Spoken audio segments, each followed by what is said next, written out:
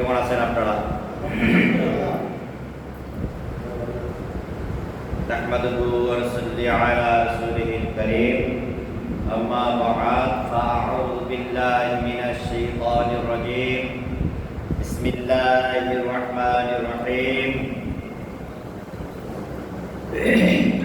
إذ قال ربك إني جاعل في الأرض خليفة قالوا أتجعل فيها من يفسد فيها ويسفك الدماء ونحن نسبح بحمدك ونقدس لك قال إني أعلم ما لا تعلمون.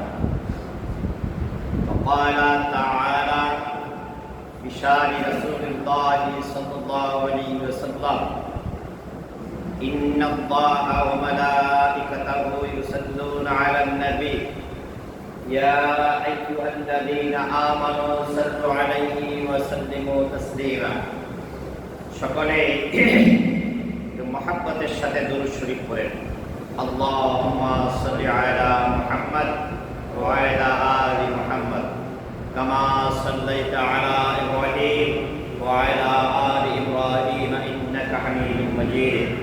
আল্লাহুম্মা বারিক আলা মুহাম্মদ ওয়া আলা আলি মুহাম্মদ কামা বারাকতা আলা ইব্রাহিম ওয়া আলা আলি ইব্রাহিম ইন্নাকা হামিদুম মাজিদ। بلغ العلا بكماله كشف الدجى بجماله حسنت جميع خصاله صلوا عليه وآله. معزز محترم علماء کرام মুসলিয়ান আজাম যুবক ভাইরা, আসসালামু আলাইকুম ওয়া রাহমাতুল্লাহি ওয়া বারাকাতুহু। মহান রব্বুল ইজ্জাত আল জালালের দরবারে সকলে মিলে কালিমাতুশ শুকর আদায় করছি যে আল্লাহ আমাদেরকে দুনিয়ার সমস্ত ঝামেলা থেকে মুক্ত হয়ে আজ পবিত্র জুমার দিন জুমার নামাজ আদায়ের উদ্দেশ্যে আল্লাহর ঘরে আসার সুযোগ করে দিলেন। কার ঘরে? আল্লাহর ঘরে। যেটা বলছি কার ঘরে? আল্লাহর ঘরে। এই মহান মনিবের দরবারে সকলে মিলে কালিমাতুশ শুকর আদায় করছি আলহামদুলিল্লাহ। আলহামদুলিল্লাহ। দুরূদ ও সালাম পেশ করছি মানবতার মুক্তির দূত মহান শিক্ষক সাইয়্যিদুল মুরসালিন আশরাফুল আম্বিয়া নবী কুল শিরোমণি মুহাম্মাদুর রাসূলুল্লাহ সাল্লাল্লাহু আলাইহি সাল্লামের প্রতি। সম্মানিত হাজিরিন, আমরা এই দুনিয়াতে এসেছি আল্লাহর ইচ্ছায়। কার ইচ্ছায়? যারা বলেন নিজের ইচ্ছায় আমরা এই দুনিয়াতে আসতে পারি নাই। আবার যেতেও হবে, তিনি যখন হুকুম দিবেন তখন আমাদের চলেও যেতে হবে, থাকার কোনো সুযোগ নাই। আল্লাহ তাআলা যা ইচ্ছা তাই করেন, ফাআলুল লিমা ইউরিদ, তিনি যা চান তাই হয়। আল্লাহ যা বলেন তাই করেন। কথা বলেন। কিন্তু আমরা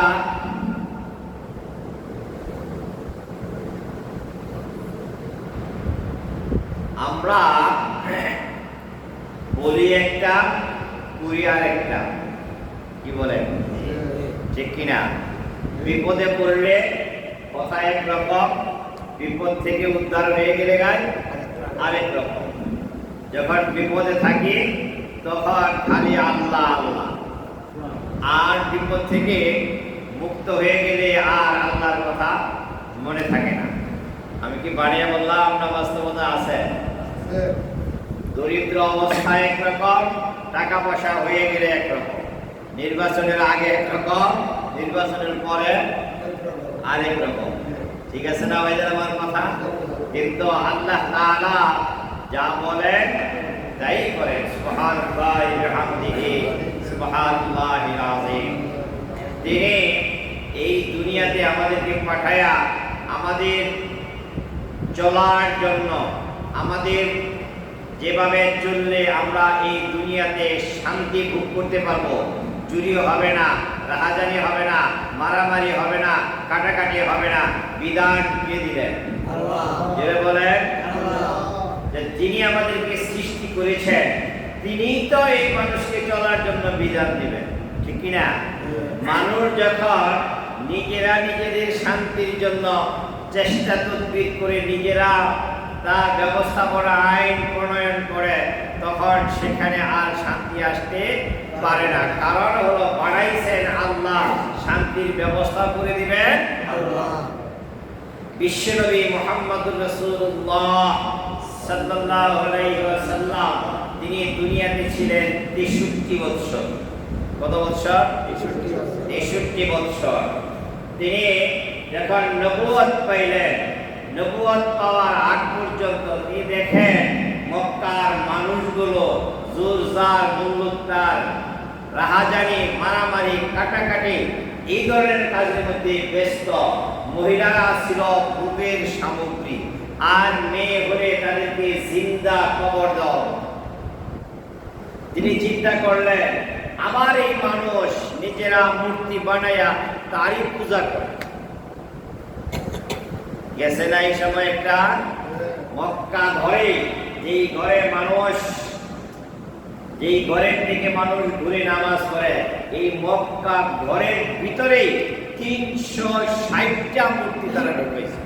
নাউজুবিল্লাহ বলবেন না? কত ঢুকাইছিল? বলেন বলেন 360টা।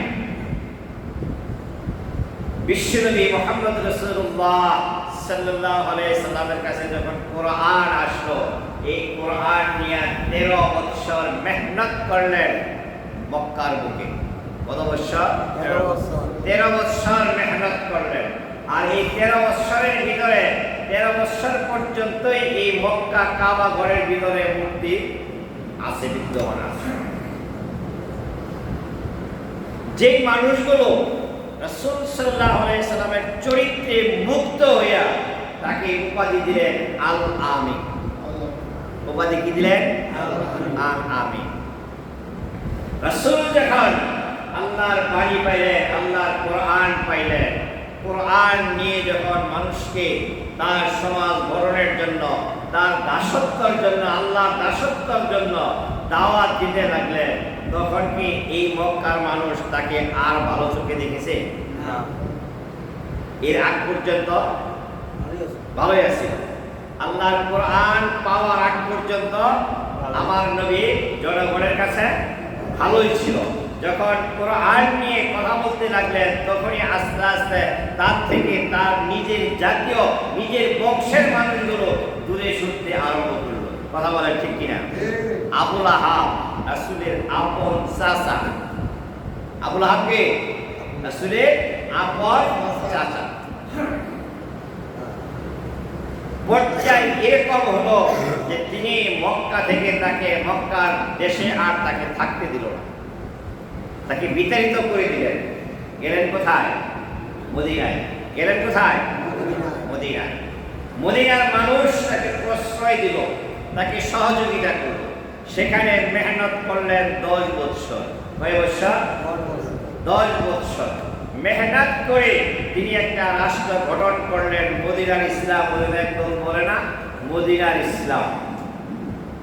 তারা বলে মুখে মদিনার ইসলাম, আসলে কি মদিনার ইসলাম বলতে তাদের কাছে কিছু আছে? কিছু নাই। যাই, যেটা বলতেছিলাম আমি, কথা এই দিকে নিয়ে এবার আরো সামনের দিকে অগ্রসর করব।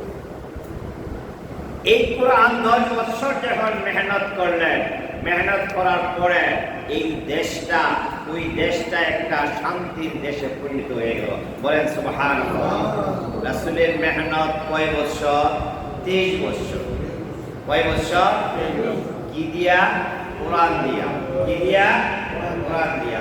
মানুষ শান্তি পাইছে না? কি বলেন, পাইছে না? কথা এখানে রাখলাম। বাংলাদেশ বাংলাদেশ ৭১-এর আগে পাকিস্তানিরা রাহাজানি করছে, পাকিস্তানিরা এদেশের মানুষের উপরে নির্যাতন করছে, জুলুম করছে। এই দেশের প্রোডাক্ট পাকিস্তানে নিয়ে সিল দিয়াই আবার এই দেশের মানুষের কাছে বেশি দামে বিক্রি করছে। কি বলেন? এদেশের মানুষ সংঘবদ্ধ হইয়া সংগ্রাম করল, সংগ্রামে এই দেশটাকে স্বাধীন করে আনলো ৭১-এ। কত সালে? ৭১-এ। ৭১ থেকে এখন কত বছর হয়েছে ভাইয়া? ৫৫ বছর। ৫৫ বছর হয়েছে। এই ৫৫ বছর বয়সে বাংলাদেশে বলেন তো এই দেশের মানুষের চুরি কমছে কিনা? কথা বলেন না কেন? চুরি কমছে, চাঁদাবাজি কমছে, রাহাজানি কমছে। ৫৪ বছরেও মানুষ এদেশের মানুষের চরিত্রের পরিবর্তন হয় নাই। কারণ একটাই, রাসূল ২৩ বছর মেহনতে এই দেশটাকে, মক্কার মদিনার দেশটাকে একটা সোনার দেশে পরিণত হয়েছিল। কারণ তার মধ্যে কোরআন ছিল। আমাদের ৫৫ বছর বয়সে আমাদের চরিত্রের কোনো পরিবর্তন হয় নাই, কারণ একটাই, আমাদের মধ্যে কোরআন নেই।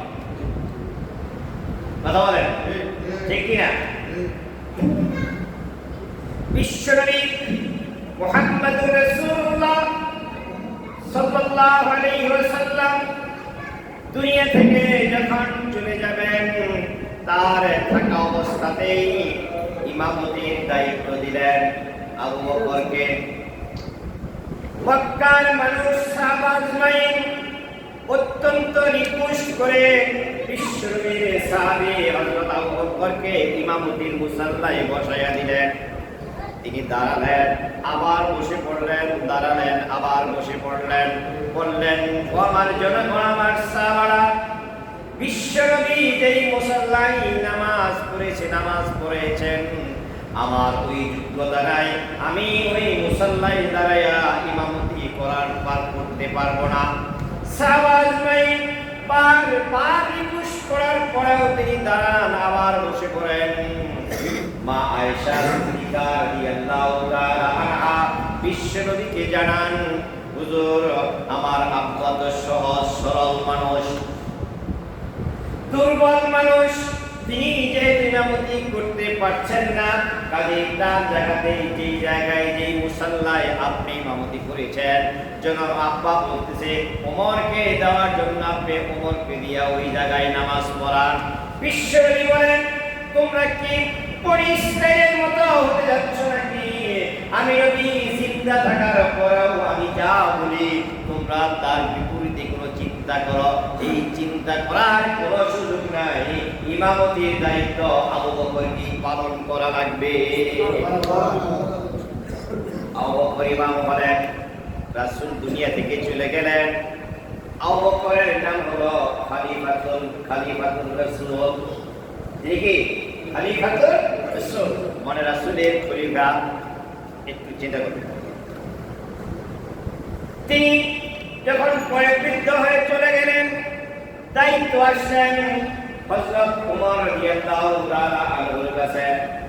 ওমর বারবার রিকোয়েস্ট করেন, জীবনের প্রথম অংশের তলোয়ার নিয়ে আসছিলাম রাসূলের কল্যাণ দেওয়ার জন্য, সুতরাং আমার উপরে এই খলিফার দায়িত্ব যদি আসে আমি এটা পালন করতে পারবো না। সাহাবারা বলেন, আমিরুল মুমিনিন খলিফাতুল মুসলিমিন, ওমরের নাম হলো খলিফাতুল মুসলিমিন, আর আবু বকরের পদে খলিফাতুর রাসূল সাল্লাল্লাহু আলাইহি ওয়াসাল্লাম। খলিফাতুল মুসলিমিন দায়িত্ব আপনাকেই পালন করা লাগবে। ওমর বলেন, আমি তোমাদের কাছে মাপ চাই, আমার এই খলিফার দায়িত্বটা পালন করা সম্ভব না, বুড়া হয়ে গেছি, বয়স শেষ দিকে চলে যাচ্ছে, যতদিন বেঁচে থাকি আল্লাহ করি পার করে দেবো, আমি খেলাফতের দায়িত্ব নিতে পারবো না। সাহাবারা বলেন, ইয়া ওমর রাদিয়াল্লাহু তাআলা আনহু, আপনি কি ওই কথা ভুলে গেছেন? ওমর বলেন, কোন কথা? বিশ্বনবী মুহাম্মদুর রাসূলুল্লাহ সাল্লাল্লাহু আলাইহি ওয়াসাল্লাম শত শত হাজার হাজার সাহাবার সামনে উপস্থাপন করলেন ফজরের পরে। আমার সাহাবারা শুনো, আমি আজকে একটা স্বপ্ন দেখেছি। কি স্বপ্ন? স্বপ্ন দেখলাম আমার এই সাদত আঙ্গুল দিয়া দুধ বের হচ্ছে। ভালো হবে না? কি বের হচ্ছে? নবীদের স্বপ্ন সত্য। নবীদের স্বপ্ন কি? কথা বুঝে আসে না? নবীদের স্বপ্ন কি? সত্য। আমগো স্বপ্ন আগর মতো। কি বলেন? ঠিক কিনা? এক লোক স্বপ্নে দেখতেছে লাউ শাক দিয়ে ভাত খেয়েছে। কি দিয়া? লাউ শাক দিয়ে ভাত খেয়েছে। স্বপ্নে দেখে জায়গা দেখে যে চাদর গায়ে শুয়ে ছিল, এই চাদর কামড়াইয়া ছিল। আমগো স্বপ্ন একরকম, নবীদের স্বপ্ন। বিশ্বনবী বলেন, ও আমার সাহাবারা, আমি স্বপ্নে দেখলাম আমার এই শাহাদাত আঙ্গুল দিয়া দুধ বের হচ্ছে। আমি দুধ আঙ্গুলটা মুখে দিয়া দুধ পান করতে লাগলাম। আমার পেট ভরে গেল। আঙ্গুলটা বের করলাম, দেখি তারপরে আঙ্গুলের মধ্যে দুধ আছে। মনে করবেন না? পাশেই দেখতে পেলাম হযরত ওমর। আমি ওমরকে দিলাম। ওমরও আমার এই আঙ্গুল চুষতে দুধ খেতে শুরু করলেন। হঠাৎ জেগে গেলাম। সাহাবারা বললেন, ইয়া রাসূলুল্লাহ, স্বপ্নে কি দেখলেন? কি বুঝাইতে চাইলেন? আমরা তো বুঝলাম না। বিশ্বনবী বলেন, সাহাবারা শুনুন, আমার এই আঙ্গুল দিয়া যে দুধ বের হয়েছিল এটা ছিল এলেম। এটা কি? এলেম। আল্লাহ রাব্বুল আলামিন আমাকে যা এলেম দিয়েছেন, আমার পেট ভরে গেল। আবার যখন বাকি রইল, বাকি এলেমটা আল্লাহ রাব্বুল আলামিন উমরের পেটের মধ্যে ঢুকাইয়া দিলেন। সাহাবারা বলেন, খলিফাতুল মুসলিমিন উমর, আপনি কি ভুলে গেছেন রাসূলের সেই স্বপ্নের কথা? সুতরাং আপনাকে এই খলিফার দায়িত্ব পালন করা লাগবে। কথা বলছিলাম, রাসূল মেহনত করলেন কয় বছর? যেটা বলেন 23 বছর। 23 বছরের মেহনতে কি সৃষ্টি হয়েছে এটা আপনাদের সামনে উপস্থাপন করছি। খলিফাতুল মুসলিমিন হযরত উমর রাদিয়াল্লাহু তাআলা আনহুকে খেলাফতের দায়িত্ব দেওয়া হলো। উমর খেলাফত পাওয়ার পর বাঘ আর ছাগল এক ঘাটের মধ্যে পানি খাইত। সুবহানাল্লাহ হবে না? একটা ভাগ তার শক্তি বেশি। বাঘের কি শক্তি বেশি, ছাগল শক্তি কম। ভাগ ছাগলকে আক্রমণ করতে পারে, তার শক্তি বেশি। উমরের ন্যায় ইনসাফের কারণে, উমরের রাজত্বকালে একজন শক্তিশালী দুর্বলকে আক্রমণ করবে, ইনসাফের না, এটা জুলুম হবে। এই জন্য একটা বনের পশু, একটা ভাগ, সেও একটা ছাগলকে আক্রমণ করার সাহস পায় নাই। মানুষ তো দূরের কথা, আমি বুঝাতে পারতেছি? মানুষ তো দূরের কথা। কয়দিন আগে আপনারা দেখলেন না ফেসবুকে, কি পাঞ্জাবি জানিব? নবীন। সে বিদেশ থেকে এসে এদেশের মানুষের সাথে ব্যবসা করে সেবা করা যাবে। 3000 টাকার পাঞ্জাবি 300 টাকা ব্যবসায় না। তার পাশের দোকানদার বর্তমান সরকারের যিনি চামচা, কি বলবো, চামচা, আরে বন্ধু বলতে ভুল হয়, এসে বন্ধু বলছে, সে তার ধাপটে দোকান বন্ধ করতে বাধ্য হয়েছে। তার শক্তি বেশি, তার শক্তি কি বেশি, আর এই মালিকের শক্তি কম। আক্রমণ করছে। যদি এই দেশে ইনসাফ থাকতো, ন্যায় বিচার থাকতো তাহলে সবলেরা দুর্বলের প্রতি এরকম আঘাত করার সাহস পেত না। উমরের খেলাফত কালে একটা বনের পশু বাঘ ছাগলকে আক্রমণ করার সাহস পায় নাই। দেশে এখন বর্তমানে গাড়িগুলোর মধ্যে চাঁদাবাজি যা শুরু হয়েছে সেটা ভাষায় প্রকাশ করার মতো। রাস্তাটা মনে হয় তাদের বাবার সম্পত্তি। কথা বলেন ঠিক না ঠিক? সম্মানিত ভাইয়ের আমার, উমর রাদিয়াল্লাহু তাআলা আনহু খেলাফত করে রাতে নামাজের পরে হালকা খাবার খেয়ে ঘুমিয়ে আছেন। সবে মাত্র একটু ঘুম হয়েছে। ঘুম থেকে হঠাৎ জেগে চিন্তা করলেন, আমি উমর ঘুমাই আছি, আমি তো এই রাষ্ট্রের প্রেসিডেন্ট, রাষ্ট্রের খলিফা, সুতরাং আমার জনগণ কে কোন হালাতে আছে, ঘুমাইতে পারতেছে না, কোন সমস্যায় আছে, সুতরাং আমি উমর যদি ঘুমাইয়া থাকি আমার জনগণের অবস্থা দেখার কে হবে?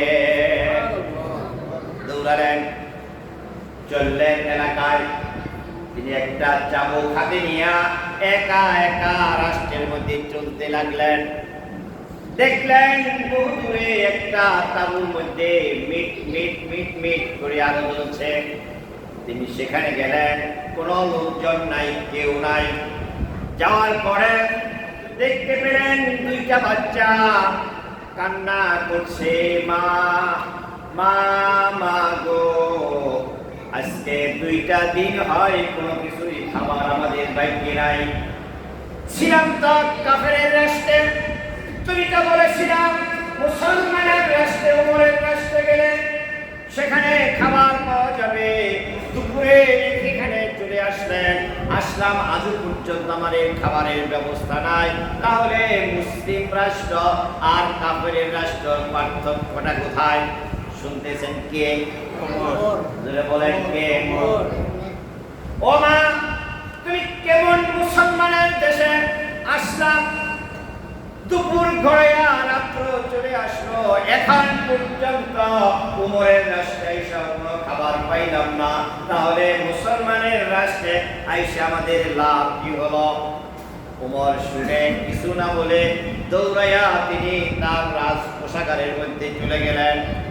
রাজ কোষাগারে যাইয়া সেখান থেকে রাজ কোষাগারের যিনি দায়িত্বে আছেন তারে বললেন, গোডাউন খোলা হলো, একটা বস্তা দাও। বস্তা আনা হলো, বস্তার মধ্যে আটা ভরা হলো, বস্তার মধ্যে কিছু খেজুর ভরা হলো। বলল, তোমরা আমাকে এটা আমার কাঁধে উঠাইয়া দাও। কে বলতেছেন? বলেন কে বলেন?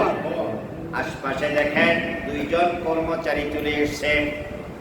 কর্মচারীরা বলেন, ইয়া খলিফাতুল মুসলিমিন, আমরা থাকার পরে যদি এই বস্তা আপনি কাঁধে নেন তাহলে আমাদের থাইকা লাভ কি? আমাদের চাকরি কেন দিয়েছেন? এই বস্তা আমাদের কাঁধে দেন আর আপনি আগে আগে যান। হযরত উমর বলেন, এই বস্তাটা একটা শর্তে তোমাদের কাঁধে আমি দিতে পারি। বলেন কি শর্ত? কাল হাসরের ময়দানে যখন এই জবাবদিহিতা আমার করা লাগবে, আমার যে গুনার যে বস্তাটা হয়ে গেছে, বলো গো কথা দাও আমার এই গুনার বস্তাটা তোমরা কাঁধে দিবা কিনা? কেউ কোনো জবাব দেয় না। বলে, যেহেতু আমার গুনার বস্তা তোমরা কাঁধে নিতে পারবে না, সুতরাং গুনার বস্তাটা আমি যোগ্য, আমার কাঁধে তোমরা উঠাইয়া দাও। দূরে গেলেন, চলে গেলেন সেই বাড়িতে। জয়া দরজার মধ্যে নক করলেন, ডাকলেন মা। কি ডাকলেন? কে ডাকলেন? কাকে ডাকলেন? তাঁবুর ভিতর থেকে মহিলা জবাব দেয়, কে আমাকে মা বলে ডাকলাম? আমি তো মায়ের কোনো যোগ্যতা রাখি না। যেই মা তার গর্ভধারিণী সন্তানের খাবারের ব্যবস্থা করতে পারে না, তিনি আবার মা হন কিভাবে? বাবারে, আমাকে তুমি মা ডেকো না, মা ডাক শোনার মতো যোগ্যতা আমার নাই।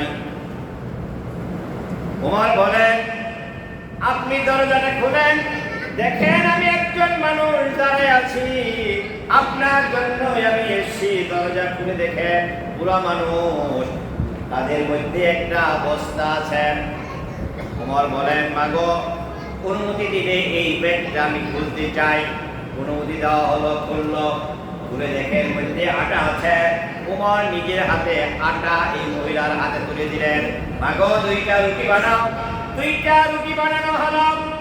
ছেলেদেরকে সোজা করে তোলা হলো। 2টা রুটি 2টা ভাইয়ের কাছে দেওয়া হলো। আর খেজুরটা পিচি বের করে এর মধ্যে দেওয়া হলো। 2জন রুটি খাইয়া তৃপ্ত হইয়া আল্লাহর শুকরিয়া আদায় করলেন। মহিলা বলতে লাগলো, বাবারে তুমি কে? তোমাকে চিনি না। দুপুর হয়ে গেছে, আমি মুসলমানের দেশে আসছি। আমি রাত্র হয়ে গেল, উমরের সন্ধান পেলাম না। মক্কায় মদিনার মানুষ এই ভুলকে কেন করলো? উমরকে কেন বাদ দিয়া তোমাকে রাষ্ট্র ক্ষমতায় দিল না? কাকে বলতেছে? কাকে বলতেছে? উমরকে। আমার মনে হয় মদিনার মানুষ ভুল করেছে, রাষ্ট্র ক্ষমতায় তোমার মতো মানুষ দেওয়ার দরকার ছিল। ওমর বলেন, মাগো তুমি যখন আমাকে একবার পেয়েছ, আমি একবার দেখেছি তুমি যতদিন পর্যন্ত এই মুসলিম রাষ্ট্রে অবস্থান করবে, তোমার ঘরে আর কোনোদিন খাবারের অভাব হবে না। শাসন কয় বছর করছেন রাসূল? মেহনত কয় বছর করছেন? জোরে বলেন, জোরে বলেন। কি দিয়া? কোরআন দিয়া। কি দিয়া? কোরআন দিয়া। গভীর রাত্রে খলিফাতুল মুসলিমিন রাষ্ট্রীয় কোষাগার থেকে আটা নিয়ে আসলেন মানুষের সেবার জন্য না নিজের পকেটে ভরার জন্য? জোরে বলেন। আজকে খবর পাওয়া যায়, বিভিন্ন মিডিয়ায় আসে, ত্রাণের চাল, সরকারি চাল নেতাগো গুড়াওয়ানে নেতাগো দ্বারাই বিক্রি হচ্ছে। কথা বলেন ঠিক না বেঠিক? কারণ একটাই, উমরের মতো মানুষের কাছে দেশ চালাইছে কোরআন দিয়া, আর আমরা দেশ চালাই আমাদের মন মতলব দিয়া। কথা বলেন ঠিক কিনা? আর মক্কার মধ্যে মদিনাতে যখন এরকম শান্তি চলতেছিল, বহির দেশের একটা খ্রিস্টান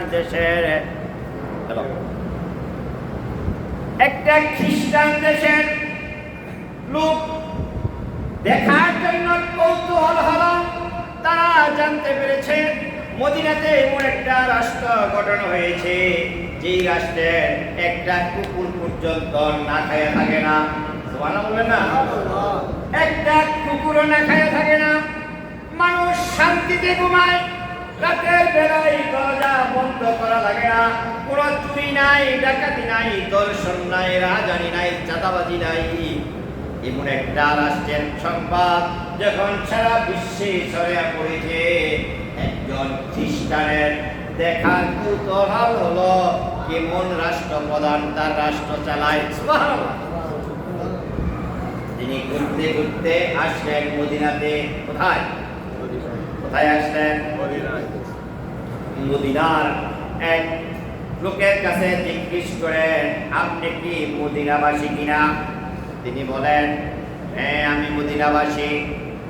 আপনাদের প্রধানমন্ত্রী কোথায়? বললেন, আমাদের কোনো প্রধানমন্ত্রী নাই। তাহলে রাষ্ট্রপতি? কয়টা রাষ্ট্রপতিও নাই। তাহলে বাদশাহ? কয়টা বাদশাহও নাই। কি আছে? আমাদের একজন আমির আছে, আমাদের একজন খাদেম আছে। তোমরা বলেন না কি আছে? জোরে বলেন, আবার বলেন। দেখেন না এখন পোস্টারে লেখে আপনাদের খেদমত করার, বলেন নাকি কি লেখে? খেদমত করার সুযোগ দে। বলেন তো যে খেদমত করার সুযোগ দে, এই কথাটা লেখে সে পাস করার পরে খেদমত যে করে তারা খাদেম বলে। কথা বলেন না কেন? খেদমত যে করে তার কি কয়? খাদেম। খেদমত যে করে তারে খাদেম কয়। বলেন আমাদের দেশে এমপি, মন্ত্রী, চেয়ারম্যান বাদ দিলাম, মেম্বার সবার নিচে মেম্বার না, মেম্বারে যদি কেউ খাদেম কয় তার বলে কি সম্মান নিয়ে আসতে পারবেন না?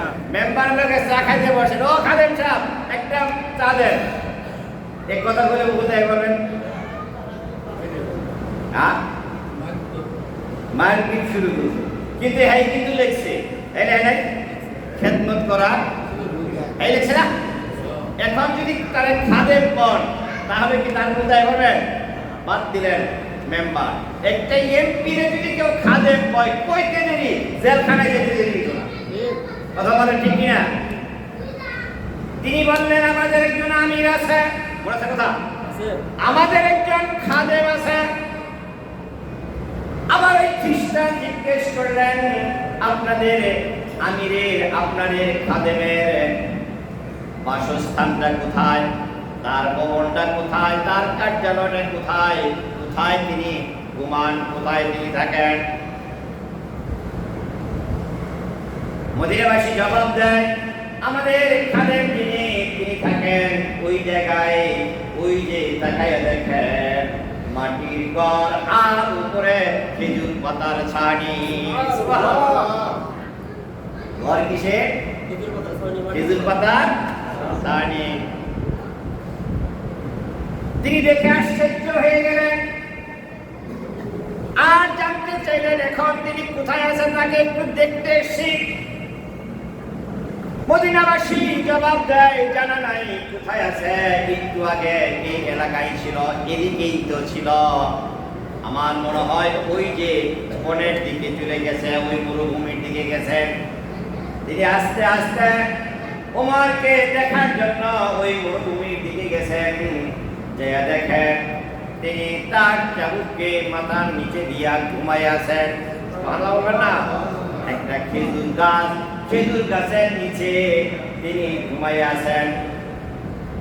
যখন খেজুর গাছের ছায়াটা তার মুখের মধ্যে ছিল তখন তিনি ঘুমাইয়েছেন। ঘুম যেতে যেতে একটু সময় চলে গেল, হঠাৎ করে খেজুর গাছের ছায়াটা অন্যদিকে চলে গেছেন। বলা হলো না? ওমরের মুখে এখন রৌদ্রের তাপ লাগে। বনের এক হিংস্র প্রাণী, বনের এক হিংস্র একটা বড় সাপ ওমরের চেহারার সামনে আইসা ছায়া দিয়ে রাখছেন। বলা হলো না? আর একটা ভাগ তার সামনে বসে আছে। খ্রিস্টান দেখেন মনে করলেন সাপ এটাও ওমরের পালন করে। আছে না এক শ্রেণীর মানুষ সাপ পালে, আর ভাগটা এটাও মনে হয় ওমরের পালিত ভাগ। কিছুক্ষণ একবার সামনে যাবে আবার পিছনে আসে, বাকি মানুষের খাতির করে। যে মানুষ পশু পাখি পালে, কুকুর যে পালে, আপনার বাড়িতে কুকুর আছে দুইটা, যদি অপরিচিত কেউ যায় খাও খাও খাও খাও করে আপনাকে বাড়িতে ঢুকতে দিবে, কিন্তু মালিক যদি যায় কিছু বলবে?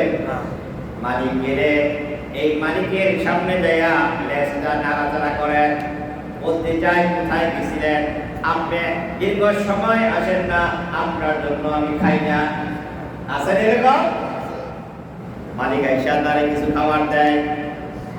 তিনি ভাবলেন হয়তোবা এই ভাগ এই সাপ ওমর পালন করে তার গৃহপালিত, এই জন্য তার সামনে এভাবে আছেন।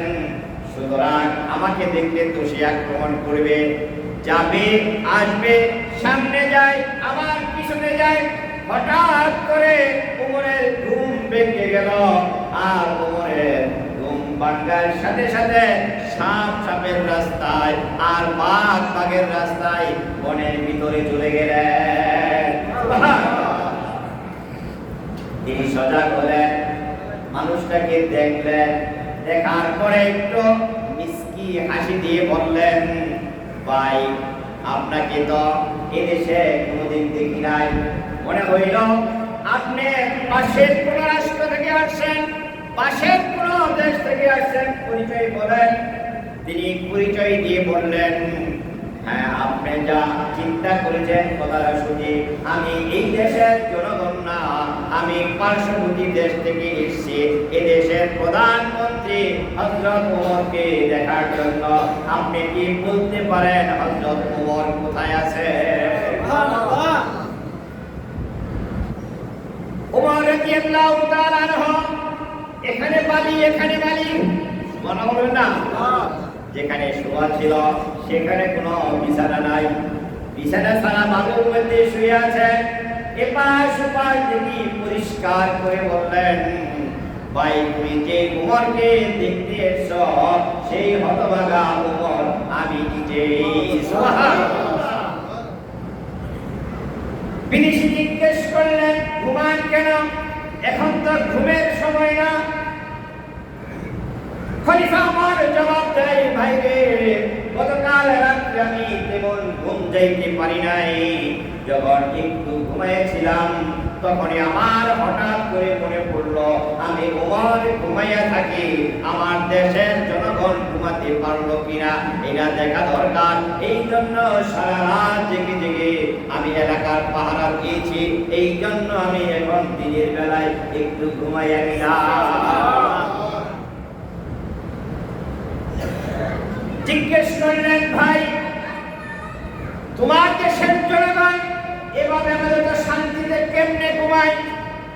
তোমার দেশের জনগণ চুরি নাই কেন, ডাকাতি নাই কেন, চাঁদাবাজি নাই কেন, দর্শন নাই কেন? আমি এই জনগণের জন্য কাজ করি, আমার চিন্তা আমি কখনোই করি না আমার জনগণ কিভাবে শান্তিতে থাকবে, এই চিন্তায় আমি কাজ করি, যার কারণে আমার জনগণ শান্তি। এই শান্তি আসছে কি দিয়া? যেটা বলেন আমার কথা মনে ছিল, এই শান্তি আসছে কি দিয়া? বিশ্বনবী মেহনত কয় বছর করছেন? জোরে বলেন কি দিয়া? 17 বছর থেকে নিয়ে 40 বছর পর্যন্ত জনগণের শান্তির জন্য এই 23 বছর কাজ করেছেন। নিজের মন মগজ দিয়া শান্তি দিতে পারছে? শান্তি দিতে পারে নাই। 23 বছর মেহনত করলেন, কোরআন দিয়া জনগণ শান্তিতে বসবাস করেছে। এই কোরআন যেহেতু মানুষ যেহেতু আল্লাহ বানাইছেন, সুতরাং আল্লাহর বিধান ছাড়া মানুষ শান্তি পাওয়া কোনোক্রমেই সম্ভব হবে না। কথা বলেন ঠিক কিনা? সম্মানিত ভাইয়েরা আমার, যে আল্লাহ আমাদেরকে পাঠাইছেন ওই আল্লাহর কাছে আমার আপনার একদিন না একদিন ধন্না দেওয়া লাগবে, কোনো সন্দেহ যদি বলেন কোনো সন্দেহ নাই। আল্লাহ যখন ডাক দিবেন একটা সেকেন্ড কোনো মানুষের থাকার কোনো ক্ষমতা নাই। আল্লাহ বলেন ইন্না ইলাইনা ইয়াবাহুম সুম্মা ইন্না আলাইনা হিসাবাহুম।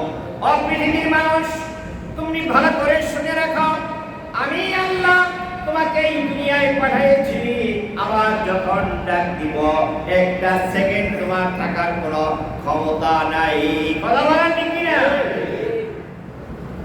মেডিকেলের বেডে বছরের পর বছর মানুষ কাতরাচ্ছে, ঘরের ভিতরেও রোগী বহু জায়গায় এরকম রয়েছে, বছরের পর বছর অবস্থান করছে, মরে না।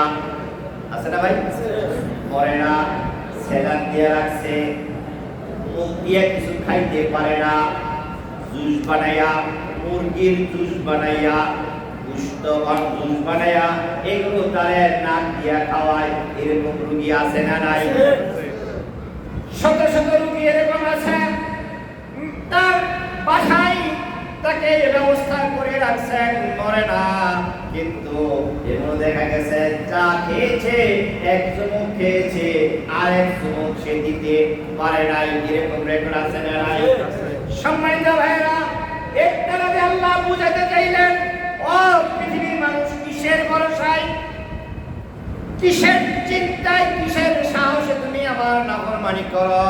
তুমি তো একদিন ছিলা না, কাইফা তাকফুরুনা বিল্লাহি ওয়া কুনতুম আমওয়াতান ফাআহইয়াকুম সুম্মা ইউমীতুকুম সুম্মা ইউহয়ীকুম সুম্মা ইলাইহি তুরজাউন। আল্লাহু আকবার। ও পৃথিবীর মানুষ, তুমি কেমনে নাফরমানি করো, কেমনে কুফরি করো? তোমার তো কিছুই ছিল না। ছিলেন নাকি? মুরব্বী বয়স কত? 64 মাত্র। আমার এই মুরব্বীর বয়স 64, তার মানে 66 বছর আগে মুরব্বীর কিছুই ছিল না নাকি? ওলিউল্লাহ। আজকে ওলিউল্লাহ নামে একজন এই গ্রাম বাংলার এই বর্ষডেঙ্গার মসজিদে একজন মুরব্বী সামনের কাতারে বসছে। 66 বছর আগে এই ওলিউল্লাহ কিছুই ছিল না। কি বলে? আজকে আসছে, তারা জুয়ান বানাইছে, তারা যুবক করে বিয়ে করছে, শাদী করছে, এখন বুড়া হয়ে গেছে। আবার একদিন ওলিউল্লাহ নামে এখানে আর কেউ থাকবে না। আল্লাহ বলেন, কাইফা তাকফুরুনা বিল্লাহ, কেমনে তুমি কুফরি করো, আল্লাহর নাফরমানি করো। কুনতুম আমওয়াতান, তুমি তো মৃত্যু ছিলা, কিছুই ছিলা না। ঠিক না? তুমি তো কিছুই ছিলা না। আল্লাহ তোমাকে জীবন দিলেন। ও পৃথিবীর মানুষ, তোমাকে আল্লাহ জীবন দিলেন, আমার মরণ দিবেন। শুনে রাখো যে আল্লাহ ছিল না থেকে তোমাকে বানাইছে, আবার মরণ দিয়েছে, ওই আল্লাহ তোমাকে আবার দুবারা চিন্তা করতে পারবে। সম্মানিত ভাইয়েরা, কাজে আসছি কার ইচ্ছায়? আল্লাহ বলেন, যেতে হবে কার ইচ্ছায়? আল্লাহ ডাক দিলে একটা সেকেন্ড কারো থাকার কোনো সুযোগ আছে? ইন্না ইলাইনা ইয়াবাহুম সুম্মা ইন্না আলাইনা হিসাবাহুম। তুমি জীবনে কি করলা কি না করলা, সব পুঙ্খানু হিসাব আমি আল্লাহর দরবারে দেওয়া লাগবে। সুবহানাল্লাহ। সম্মানিত ভাইরা, রমজান মাস আমাদের মাঝখান থেকে বিদায় নিয়ে গেল। রমজান মাসের পরে কি সুদ জায়েজ? কথা বলেন, ঘুষ জায়েজ, চাঁদাবাজি জায়েজ। আমি একবার জেলা শিক্ষা অফিসে গেলাম। জেলা শিক্ষা অফিসে যিনি কি বলার কেরানি, এই পর্যন্ত দাঁড়ি, জুব্বা বড়। গেলাম, আমার একটা কাজ করে দিবে, বলেন বুঝেন তো? কি বুঝেন? কাই বুঝেন তো? দিয়া তা আমি ওনাকে কিছু দিব, কয়েকটা এখানে লওয়া যাবে না, আপনি ডয়ারে তোর ইফতার করে পরে লোক যেই ইফতারের আগে জায়েজ না, এটা কি ইফতারের পরে জায়েজ? এক শ্রেণীর মানুষ হজের কথা কইলে বলে আরো কিছুদিন যায়, হজ করে তোর ডাইন বাম করে চলন যাইত না, পরে করবো। আমি আপনাদের কাছে জানতে চাই, হজের পরে যেটা না যায়, হজের পরে কি এটা, হজের আগে কি এটা জায়েজ? আমি আর কথা সামনের লম্বা করবো না। কাজে বিশ্বনবী মুহাম্মদ রাসূলুল্লাহ সাল্লাল্লাহু আলাইহি ওয়াসাল্লামকে নির্বাচিত করেছেন একজন তিনি আল্লাহ, যিনি আমার রাসূলকে নির্বাচন করে আমাদের জন্য নবী হিসাবে প্রেরণ করলেন। তিনি পারেন নাই পৃথিবীর মানুষকে তার চিন্তা দিয়ে শান্তিতে দেওয়ার জন্য। আমরা কে? কথা বলেন। সুতরাং আমরাও যদি যারা জনগণের জন্য চিন্তা করি, যারা জনগণের কল্যাণের চিন্তা করি, আমাদের চিন্তা করতে হবে এই জনগণকে শান্তি দিতে হলে আল্লাহর কোরআন ব্যতীত কোনো ক্রমে সম্ভব না। সম্ভব নয়। আল্লাহ রাব্বুল আলামিন আমাদেরকে কোরআন মাফিক জীবন গড়ার জন্য তৌফিক দান করেন, সকলেই বলেন আমিন। এই দুনিয়াতে আল্লাহ তাআলা আমাদেরকে যতদিন বাঁচিয়ে রাখেন সঠিকভাবে আমল করে যেতে পারি, আল্লাহ যেন কোরআন মাফিক জীবন করতে পারি, সমাজ করতে পারি, রাষ্ট্র করতে পারি, এই তৌফিক দান করেন, সকলে বলেন আমিন। ওয়া মা আলাইনা ইল্লাল বালাগ।